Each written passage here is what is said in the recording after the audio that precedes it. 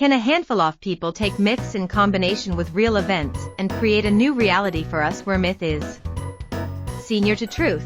Is it possible to inflict on our free will here in the third density/dimension to create this effect upon us, and thus it's possible for the few to control the many in a world almost entirely based on occultism and myth? According to many occultists, the answer is yes. Keep this in mind. I have learned a lot since I first started researching this in January 2009. We'll discuss this in great details in Chapter 12.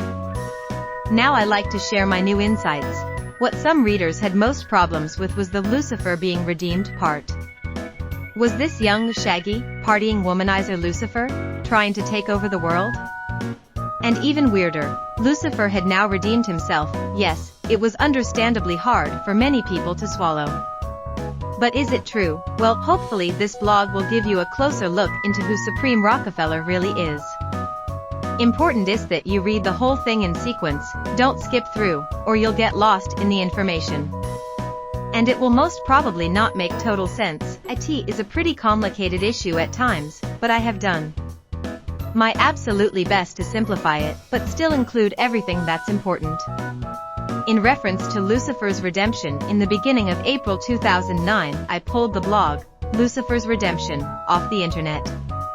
I did so for many reasons, two of them being that it was the only way for me to be able to continue receiving Supreme Rockefeller, Messiah or Antichrist, information from my sources.